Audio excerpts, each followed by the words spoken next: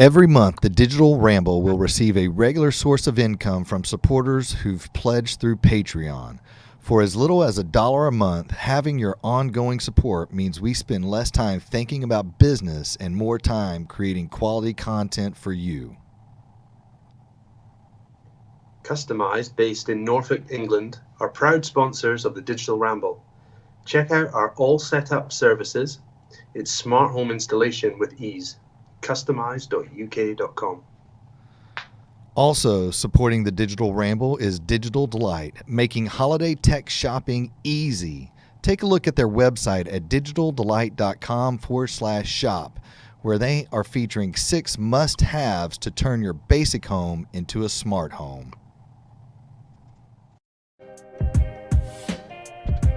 Hey there, Ramble Force.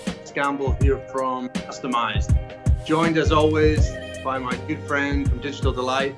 Together we are the Digital Ramble. JJ Cannon, how are you doing, sir? Gamble, I am doing great, man. I am so happy to see you again. I know it's been a exciting couple of weeks for you. Yeah, apologies, I missed last week's show, but we're back. The duo is back, but I am joining you with a new addition to my family.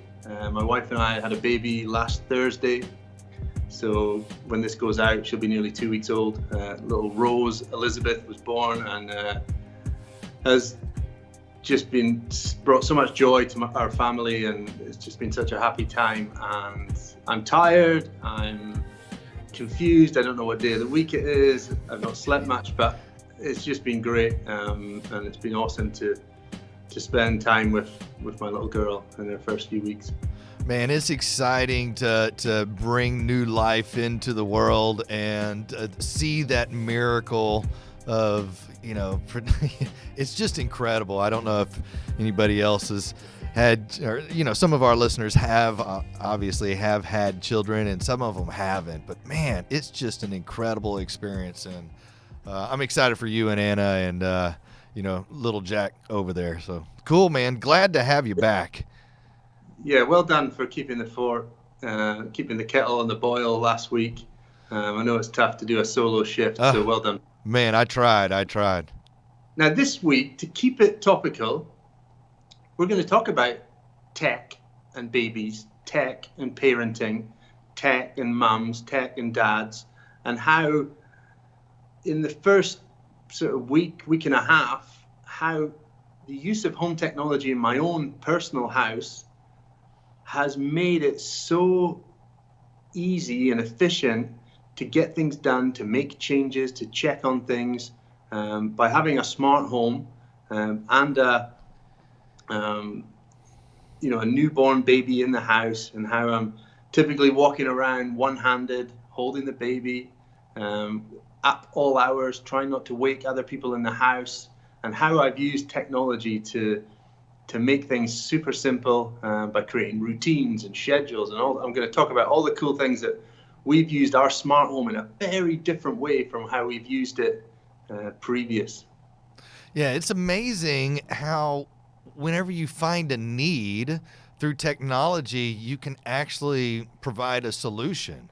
And I'm assuming you're going down the lines of talking about voice control and single button operations that does multiple functions for you, where in the past it used to take multiple steps to accomplish the same thing. That's correct. And the big voice has been a huge benefit to us, moving around the house, needing that hands-free control, to be able to ask for lights to come on, set a timer, turn on TVs, adjust volume, close the blinds, things that you take for granted, having a smart home, and it's all the nice things to have when you're chilling out in your house, with everyone's grown up and people know how to use it. But to actually use it when I can't get to my phone, or I can't pick up my tablet, I can't get to the control panel at the other side of the room because there's a baby sleeping on my chest, and I'm laid down on the sofa, or I'm in bed, and I need to adjust that lights. I need to turn off this TV because it's going to maybe wake the baby. That's been fantastic to use voice control, and I know by using voice control as well, not just the room I'm in, but I can adjust things elsewhere, like the climate, like the lighting. I know I might have left kitchen lights on, or I may even be able to turn on or off an appliance like our kettle and our heating as well. You know, and one thing that you talked about is being tired. You know, you're on limited amount of sleep, and you still have the normal functionalities of your home. And yes, it's convenient to have technology, but honestly, it's more than convenience in the sense of, if you have a multi-level home and you need to make adjustments to something up on the third floor and you're just exhausted, you're just ripped. It's so nice to have technology that can actually, go upstairs and do whatever function you need to do without you physically having to go up there. That's one of the great things about, we use Apple HomeKit in our house. And just by able to say to Siri, are there any lights on upstairs? Are there any lights on in the kitchen? Name a room, name an area in the house, and ask it, what is the temperature in my son's room? And it'll come back and say, hey, it's 21 degrees there. Okay, turn that room to 19 degrees. But keep the room where the baby is. Obviously, I want a warmer temperature there. That ability to just quickly, call out to rooms and areas in the house, get some feedback from sensors, thermostats, light bulbs, and then make decisions based on that feedback. That is what I love about a smart home, that ability to get data and information from other areas in the house, and then make decisions based on that. I was talking to one of my buddies over the weekend, and he and his wife, they have a new baby as well, but they have also moved into a new home. And you really don't understand the impact that smart technology has until you kind of move away from it. And he was calling me saying, Jay, I need you over here. My wife is in need of their Caseta system installed in their new home, one for the new nursery.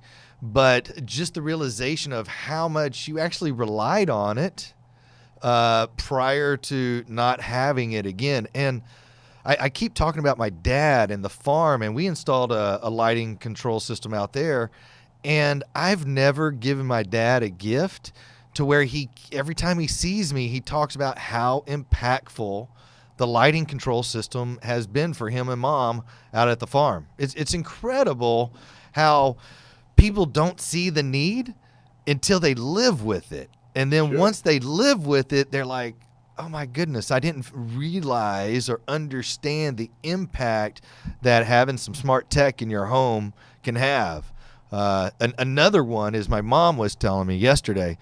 She's like, Jay, I came over to your house and I wanted to listen to my radio station, and I just happened to ask Madam A turn on, this particular radio station. And she was like, I was amazed. I couldn't believe that it just direct dialed and I could listen to my tunes with simplicity. She could walk into my house, knew that I had a Madam A, didn't necessarily know where it was, but she spoke, she requested, and it provided it. It was crazy. It was cool. Yeah. One of the things we've used we use our lighting system a lot at home. We have Lutron Ratu Select in our house. But in the last 2 weeks, I've made so many adjustments to the scenes, the schedules in our house, and that's been very easy to do using the Lutron app. I've made the adjustments, saved them, and when things change and maybe people return back to work and things like that, we'll change the schedules again. But having a system where, yes, it's a smart lighting system, but that one that you as the homeowner are able to make the changes needed there and then. You're seeing the need to change brightnesses and times and which lights come on or off at certain times of day. To make those changes without, the last thing I want to do is phone an integrator or a smart home installer to come around at this time when I've got a new baby and we're, very private time for family and friends just to visit. And, I can make the changes myself. I can change our heating schedule on my Nest thermostat. Or in fact, that's been very good because that's actually just learned that we're home and we've started to crank up the thermostat in the bedroom and the lounge and the kitchen. Those rooms have been kept at a much higher temperature than before, and it's starting to learn that pattern. Gamble, that's a huge point that you just touched on there, in the sense that you have smart technology in your home, and if you have a new you're, like you said, you're private and you have a new baby, you don't necessarily want to have to call an installer to come out and make an edit to whatever your lighting scheme is. The devices that we talk about, like that Lutron control system, whether it's Caseta or Select or Lutron Raw 2, can easily be edited. I mean, you're a tech, I'm a tech, we can do it. Sure. But there's a lot of people that that might not have that skill set or that patience, especially with new babies. But they can literally call us up, and remotely we can set up those schedules or set up those routines and set up those different lighting intensities remotely. We do not have to come out to the house to make those adjustments. We can provide you with that privacy. Sure. So lighting's played a big part. Let me ask you, are you doing cameras? You got any baby cams? We haven't had to utilize any indoor cameras yet, but what I've found really helpful is our outdoor cameras. In our house, we have Ring cameras, doorbell, and Ring floodlight cameras. And just getting that heads up that someone's outside, maybe it's the midwife, maybe it's the postman, maybe it's a friend visiting, whatever. Getting that heads up when we might be in the other side of the house, changing the baby, or we're loading up the washing machine, get that notification on my phone or my smartwatch, or hear that chime on the Ring indoor chimes that we have dotted around the house. Just that heads up that somebody's there. And if I need to see it, I'll ask for the Echo Show in the kitchen to pull up, show me the front door, show me the driveway, show me the back garden. So I'm using voice control for surveillance, to pull up my cameras on a very tactile screen. In fact, maybe behind me you can see Google Home. We've put that in our kitchen as well. So in our house we run Google Home and Echo Show, because I'm always trialing things real time in my own house. I want to know what it's like to live with them. So I can pull up the cameras, and it's been really helpful, again, where you can't get to the door or you can't get to the window to see who's outside. You can pull it up on the smart TV or on these touch screens around the house. One of my favorite things that I was unaware of with Ring until I started living with it was the chime. And what I really liked about it was in the evenings, that sense of awareness and knowing what's going on outside your house. And you can set it up to where if there's just motion, your chimes alert you. So somebody doesn't necessarily need to go up and press the doorbell, but if you have it set up in a certain way, if there happens to be motion outside, you're made aware of it, and you can take a peek if you want to. I love that sense of understanding. That's actually one of the coolest features of smart doorbells. That especially the Ring does it really well. When you have the chime paired up with it, that motion detection and that little wind chime noise that it makes, very comforting. That somebody's on their way home, or they're very close to the door, or there's somebody at the door and they don't know they've got to press the smart doorbell. We've had that before. What do? I don't know how to work this thing. You just press the button, but they don't do it. But they're there because you've got that heads up. Now, cool fact on that one, the chime. I have a chime here in my office, and it will alert me if someone presses the doorbell in my home. I haven't gone there yet. That's pretty slick, man. Through your Ring app, you can set a chime to alert you from a doorbell in another property. So provided it's still in your Ring account, you can have your home and your office, or your home and holiday home, and get alerts from both. If you're at home and somebody presses the doorbell at your holiday home, you'll know, and you can even have it as a different alert, a different ringtone, that somebody's at your house or your office or your second home, for example. That's cool. And so you're saying, and we do this for like front and back doors. You can have a different chime depending on which person or which entry somebody is at or which area somebody's at. But man, I didn't realize you could do that. That's pretty cool. In a way, it's an internet connected chime that through the cloud is getting alerts from a doorbell dozens of miles away or hundreds of miles away if you needed it. That's pretty slick. Yeah. That's pretty slick. So what else are you doing over there that's kind of unique or finding some ease of life with technology? I will say some of the boring things have been timers. The amount of timers I've set for heating up milk or reminders to turn off like the sterilizer or reminders to go and pick up my son because he's like the forgotten child now. Poor Jack. Like, oh yeah, I've got to pick him up from school. How about a reminder to take a nap, Gamble? Yeah, I think you need to put a reminder in there for that. Using the voice assistant as truly as an assistant and a little bit of an extra brain cell in our house, just to be able to set those reminders, set those timers. So it's been good to use a voice assistant to give me a little bit of helping hand. One of the coolest things that I really enjoy using is the Madame A drop-in. And, I'm away from the house a lot. We're out deploying a lot of systems and, I can't be at the house as often as I like. But with Madame A and the drop-in capabilities, it brings us, it allows us to still have some visual communication. It's something more than just a phone call.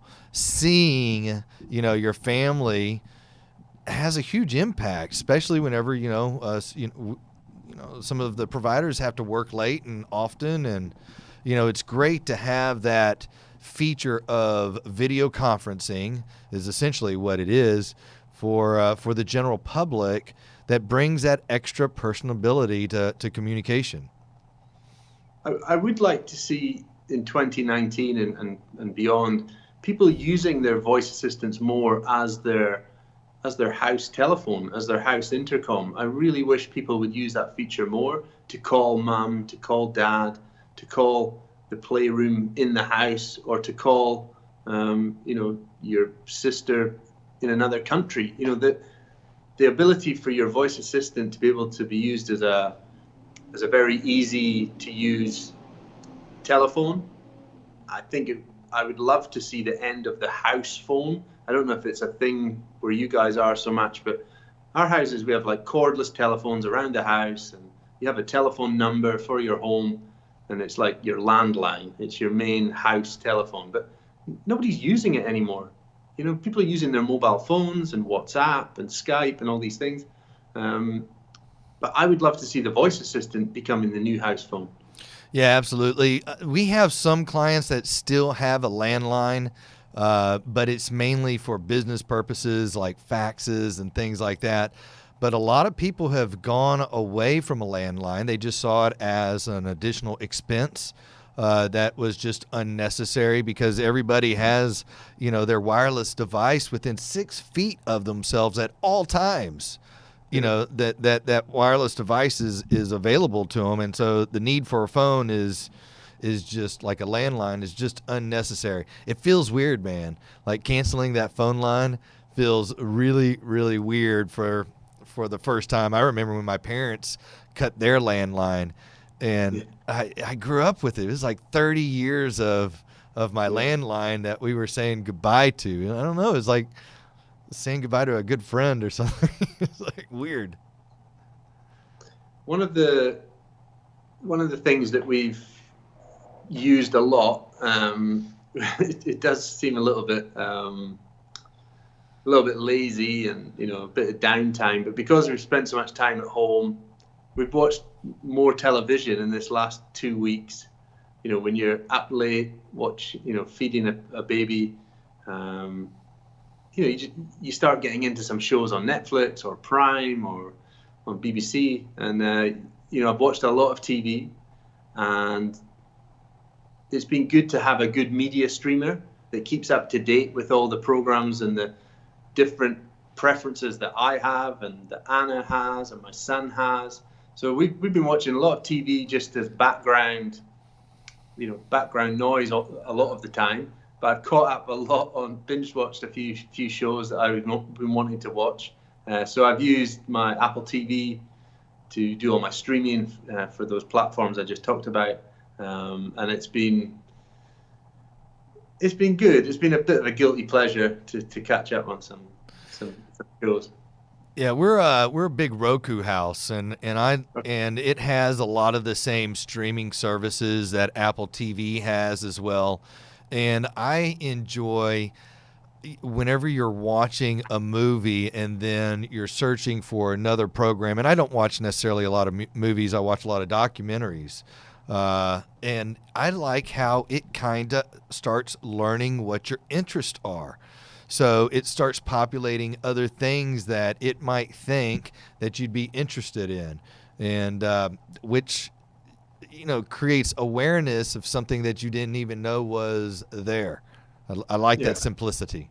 I do like that about Netflix, although I would say that sometimes Netflix kind of takes over what it thinks you should like, and you don't get shown some things that you might want to like. I've got that frustration sometimes with Netflix, that it's so heavily weighted towards maybe the last couple of shows I watched, and it just keeps giving me more and more of those things, and I'm like, I don't want to keep watching crime thrillers. I had that.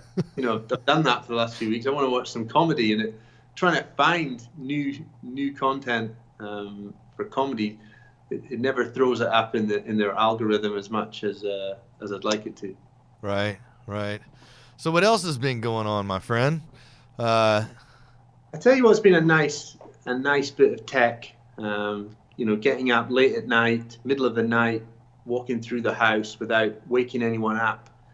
We've got a couple of the Nest Protect smoke and carbon monoxide detectors, and they have a really cool feature that built into the unit is a little halo of light that they call a night light.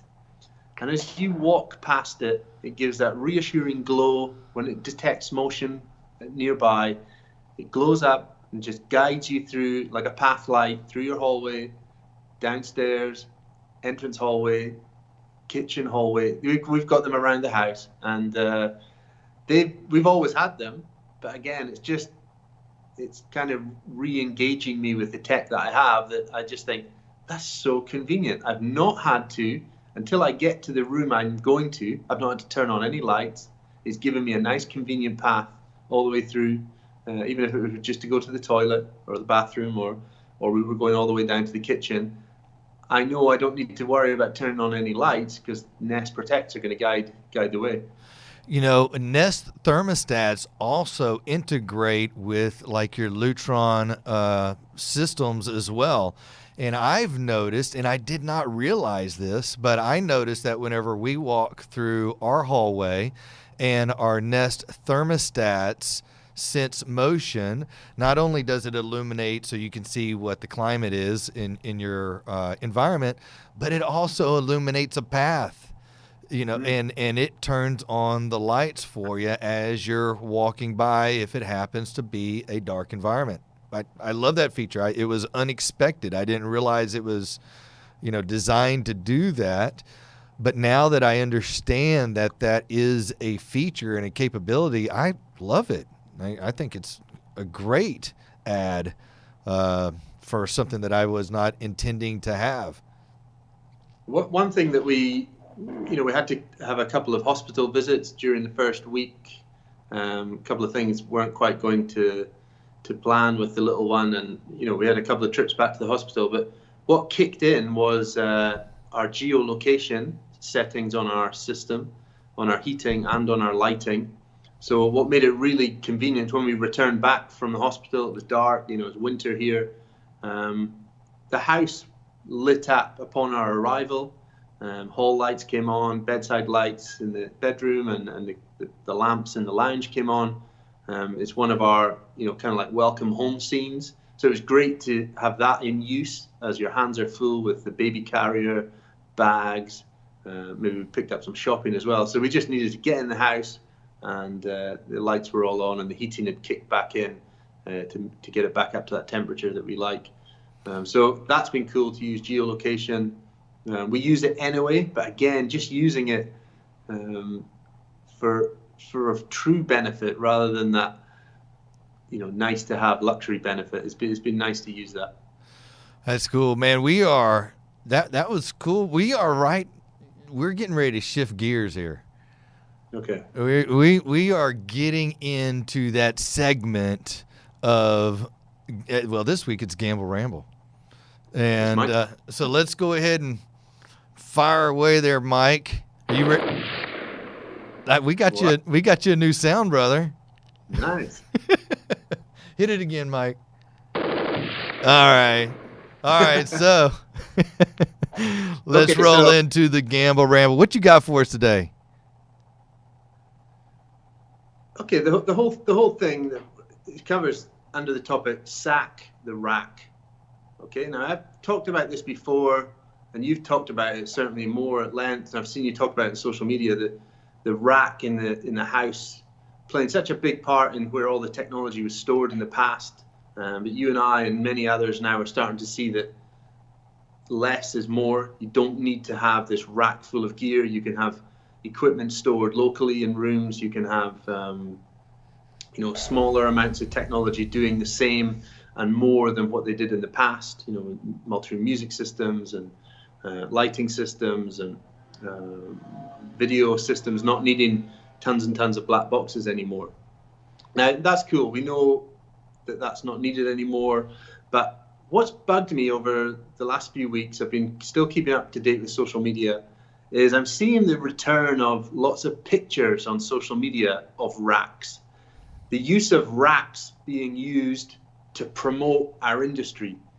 It needs to stop. It's not something that consumers making informed decisions about technology need to see. You do not sell cars by showing them pictures of engines, right? You show them the interiors, you show them the exterior, you show them the stats around, economy and performance. But you don't show them the engine and the pipes and underneath the chassis and the exhaust. Yes, that can be available to see if needed by the supercar nerd. So why are we showing them the guts of a home technology installation?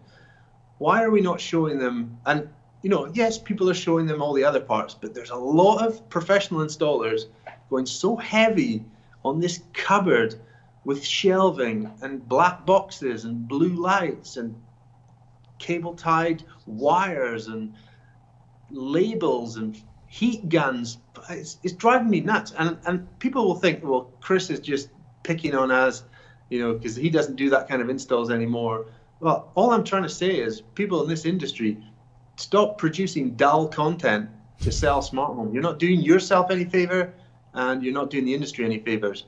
Get out of that rack, that cupboard, start taking pictures of the nice things, start talking to customers, start doing live videos, start getting, in other parts of the house. Just easy on the rack pictures. It's not doing you any favors at all. It's making you look like nerd of nerds. It needs to stop. It's like a throwback to 2010 when it was the only thing we could take pictures of that we felt comfortable, and people have gone back to that comfort zone of taking pictures of racks, and it's like a step backwards to me. So sack the rack.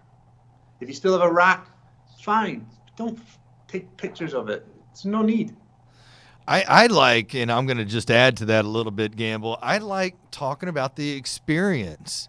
There's probably a lot of firms out there that engineer systems that are rack based, and it might be necessary, but showing a picture of a rack does not necessarily discuss the why.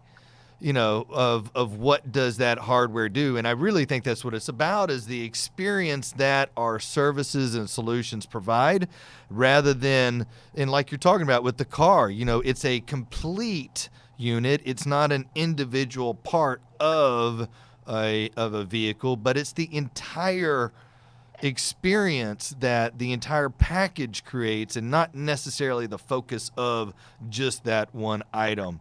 And like you said, less is more for me. I'm a sack the rack type of guy. I got a lot of heat on social media this past weekend for showing unique ways of how we are deploying and engineering our systems, and they do not include racks. I'd much rather have a client take that investment and expand their technology on their house rather than invest in a piece of metal. I'd rather them invest in a larger experience. And sometimes that'll allow a client to do irrigation control or lighting control or climate control, some things that they didn't realize or some things that was not in the budget because of what I consider unnecessary items that are being provided that really you can do without, and expand your system in other ways. I do think that the rack still has a place on the very large residential and commercial projects. I get that, and I'm not against it. And we use racks for, termination of our Category 6 cabling and sometimes our coax cabling and speaker cabling. And we use that on the big jobs with a heavy infrastructure. But for the everyday Joe home, system local is the way. I'm so excited about the new Sonos amp coming, so that I can start to put that right next to the TV, plug in that HDMI cable, a pair of nice speakers and a sub, 2.1 systems going into houses, around the TV with the amp nearby, your harmony control, doing all the remote control and app control that you need for all the AV, and the lighting doesn't need to be in big panels anymore. We've got in the UK Ratu Select system where the dimmer is up in your ceiling behind that first light in your circuit. Things are moving to a different way. Your TV is having no inputs. Your TV won't need any inputs.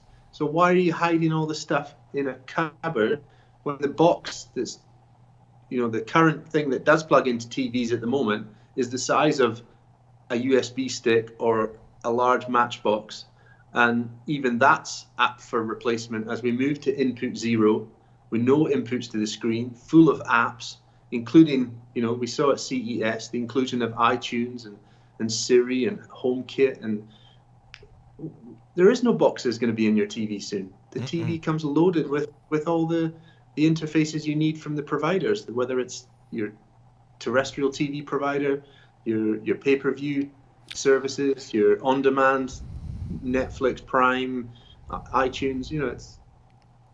There's no stuff to put in the rack soon. You know what, Gamble? We're going to have to turn this Gamble Ramble into an episode because we're passionate about it. We see things in a different way. We're up against the clock here. And so next week, let's go ahead and expand upon this Gamble Ramble and talk about how we are seeing systems that are engineered in a different way that allows clients to do more with their budget, as well as with less hardware. Less wires, more reliability. So I think that's going to be a great topic. And Mike, would you go ahead and bring up our music for us here? But Gamble, great show today, man. And I'm super excited to hear about how you're using technology, how Rose is benefiting, from the technology, as well as Mama, and of course Jack. He's not being forgotten about. So next week you have to ask me, what did you do, Kris, when your TV blew up today? My TV blew up in my house. It blew up today. All right, we'll talk about Next week, it. Did the genie smoke come out? Yeah. It did. Right. All right, brother. I will see you I'll be talking to you throughout the week, and you have a great time. Until next time, friends, thank you for joining us on the Digital Ramble. You can find us on Instagram, of course, on Facebook. drop us a DM, hit us up with a comment. We really greatly appreciate you. Take us out, Mike.